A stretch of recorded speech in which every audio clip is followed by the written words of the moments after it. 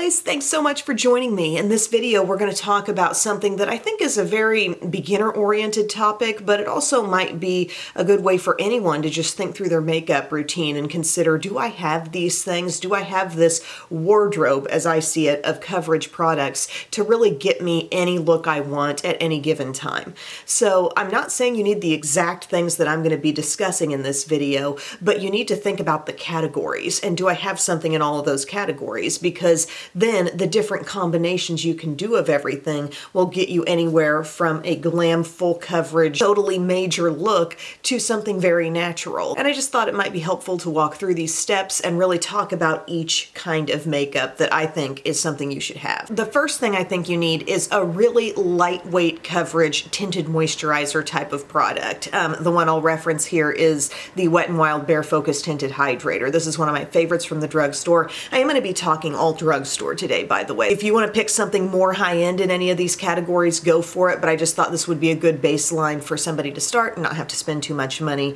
if you do want to follow my recommendations. But this I wear in the shade Light. It has hyaluronic acid, squalane, it's oil-free, it says sheer to medium coverage. So this has the capability of looking pretty lightweight on the skin, but it adds some moisture and it just feels like a very natural, easy go-to product. So you should have something like that, but then I think you should also have something fuller coverage. As another example here, I'll use the Wet n Wild Photo Focus Matte Foundation. They also have a dewy version of this, but this I have in soft beige, and I feel like this doesn't give me any sort of mask-like coverage, but it's definitely, in comparison to this, it's something fuller coverage than this product. So that's kind of what I'm meaning. Something with more coverage, something with less coverage. You can combine the two, you could go either or. What you choose in this step could affect how much concealer you need to put on later. You could even mix just a little bit of one of these with your actual moisturizer and get a super sheer look. But I think these are two product categories in which it's good to own something so you can make sure you can get any look you want at any given time. Today, I'll try actually mixing these a little bit, and my end result will probably be a true medium coverage foundation. I'm going to take a small pea-sized amount of Bare Focus Tinted Hydrator, and I'm going to put that over the larger planes of my face. And then I'm going to take my Photo Focus Matte, and I'll sweep that kind of center of the face, under eye, a few swipes just randomly around. This wouldn't be something you have to do all the time, but sort of just a demonstration of how having the two products could be advantageous when using them together and getting like a whole new finish sort of foundation. These actually look really pretty combined. I feel like I am getting straight up medium coverage. It's lighter than Photo Focus Matte tends to look on its own. Very easy to blend. Obviously a little more juice in this, a little more moisture than you'd get with regular Photo Focus Matte, but it's just the option that is available to you if you own sort of two levels of coverage products there. And also think about, like, do you need to achieve something to help dry skin? Let's say it's winter time, which it is here, lots of heat running in the home. I can have the coverage I want here, but I can up the moisture by adding a little bit of that. So there's that end of things. Also, I think a corrector is good to have. That's going to be in kind of a pinky tone, and it may get deeper or richer in peachiness or salmony color as your skin tone gets darker. But I find what works really well for me are these pinky tone brighteners. I think you should own one. So if you like a little more moisture, I go for the e.l.f. Putty Color Correcting Eye Brightener. This I have in the shade Fair. And if you just like the convenience of the little stick, which this stick is really nice. It's from NYX. It's called the Pro Fix stick, and I have it in pink. The skinny stick works well. It gives you a very pinpointed coverage. Doesn't add the additional moisture that this does, but it is very effective coverage-wise. So just kind of take your pick on which one of those you like. I'm going to use the e.l.f. today, and having one of these in your coverage wardrobe can really help tackle a key complexion problem that a lot of people have with under eye darkness. I like to put it right in the deepest part of my under eye and a little bit out here as well. And I find it just gives me a more lifted, wide awake look. But it may not be something that you reach for every single day. Maybe it's not every day that you feel like you need a product like this. But personally, I'm really glad that I have it. And if I'm really feeling like I've got some darkness to contend with, this is a step I want to take. I'm going to use a little bit smaller brush to blend this out. Earlier, I was using my Profusion buffing brush. This is a Sephora 71 concealer brush. I just want you to really be able to see how it's blending in and the work that it's doing there on a potentially kind of dark under eye area. So getting way in there, getting all the way up to that lower lash line area with it. Really good. And I feel like I'm just kind of stamping it in, really preserving the coverage and feeling like I'm coming away having a little extra moisture in this area, which is definitely helpful if you continue on with the skin tone concealer, which is the other part of the coverage wardrobe that I think you should have. So look, we've totally stepped up the wide awake brightened look for our under eye area. And a little tip with that putty product, I try to say this every time because I think it's very important. When you get this, you need to push down into that cream a little bit to really make it the creamy product I think it's meant to be. If you just stay on the surface, you just get a very thin amount and it won't be giving you all the coverage it can possibly give or all the moisture it can possibly give. So definitely press into that product, break the seal of that product, so to speak. And then the other concealer I think you should have is just a standard full coverage, slightly brighter than your natural skin tone concealer. One that I'll definitely recommend here is the Revlon Color Stay Flex Wear. For me, that shade is Vanilla. This is a very good long wearing concealer. I love how it looks fresh at day's end, not just after the immediate application. But having two things here, what this can do is maybe this lessens the amount that I need of the Revlon because I've gone and brightened my under eye. And maybe I just do a teensy dab and then go on and address any other areas on my face. Or maybe it's not a day where I want to use this at all. Maybe I'm in a rush and I just think I'll go with this. Also thinking of how do I combine this with my coverage product? Well, let's say you just went really light all over your face, but you do still have some problem areas that you want to take care of. It's good to have that full coverage concealer to swoop in and handle that stuff. Or maybe you're starting here and you're going for the full glam. This paired with something like this, always a good combo. So today I did go in with that brightening step. I'm going to give myself like teensy little dots right here, a little bit out here. I like to brighten up in this zone. I like to get around my nose where I can have some redness sometimes, and I'll hit my chin too. Small amounts of concealer. You don't need a lot of concealer. This is a good time to use a couple of brushes. You know, you might use something smaller like this to blend it out, make it take up more surface area, and then you kind of bop over it with a foundation type of brush. But having a couple of different products can cause you to really use minimal amounts of each and take advantage of their specific purposes, you know? So yeah, I think a couple of concealers are a good thing to have in your coverage wardrobe. Here I am coming in with a little bigger. Oh my gosh, you scared me, Biddy. Hi. Bye. Yeah, 5:46. Love you, Biddy. Stamping over that with the larger brush. I often use like maybe a two-step kind of brush that has both a smaller end and a larger end. e.l.f. Duo Complexion brush is perfection for these steps.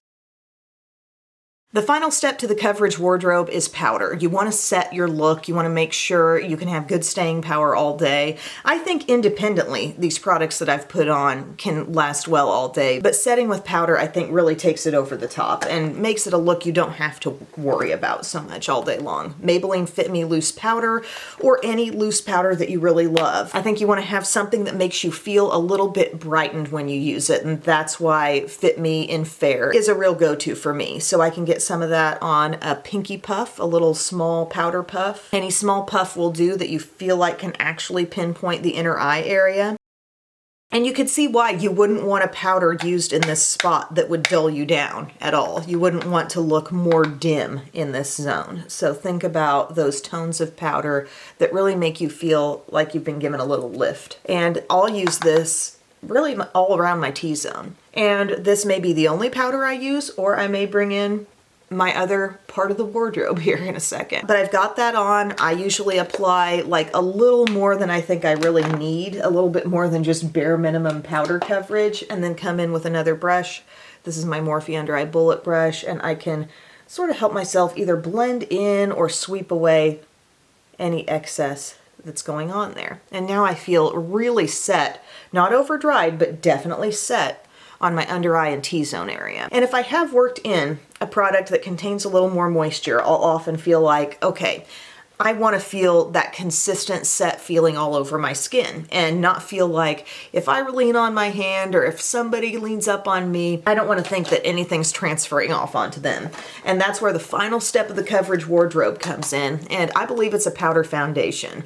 This becomes such an X factor in the whole look, because this can be all over coverage. This can come in and we switch around the whole order and say, okay, I'm going to start with concealer and then I want powder foundation. You can wear this all over for powder foundation like coverage, or I'm going to use it very lightly as a top setting step all over. Doesn't have to be this exact product, but this is a type of product you need, a powder foundation. This is Maybelline Superstay Hybrid Powder Foundation. I wear 128. I'm just laying the brush in. I'm not stirring it up. It's a very soft powder. And then I'm just gonna dab with this. This is my BK Beauty 107 brush. And I'm just dabbing, feeling like I'm pressing it in, really, all over the surface of my skin, kind of steering clear of the under eye area because that's definitely been covered. But you see what's happening here? I've actually upped the coverage a little bit all over my skin. I'm trying to keep it light so I just don't have thick layers of product on. But when I feel my skin after this, I'm feeling a more consistent feel all over, okay? I'm feeling set and I'm ready to go on with any additional products I want to wear, like bronzers, blushes, etc. Another option if you're using powders is to actually hold off on the application of them, and you could just put on your concealer and then say, I'm really getting into creams today, and then go on with your cream contour, blend that, do your cream blush, blend that, then layer on powders and layer powders over those cream steps. I've talked about that sequencing in other videos, but here the topic really is the coverage wardrobe and the things that I think it's important to have on hand to have the most versatility and to just always have anything you need at any given time. So to review, we want to have a tinted moisturizer type of product, something that offers lighter coverage, more moisture. We want to have a fuller coverage option, and that can give you your full glam look. It can blend in with something like this. It could blend with the moisturizer, but it's giving you that option. It's giving you that total range of this end of the spectrum, that end of the spectrum. Then you want to have some kind of brightening under eye corrector. We can all get a little bit dark there. You can use this in varying amounts, and it can be a complete game changer. If you have dark circles and you've never thought about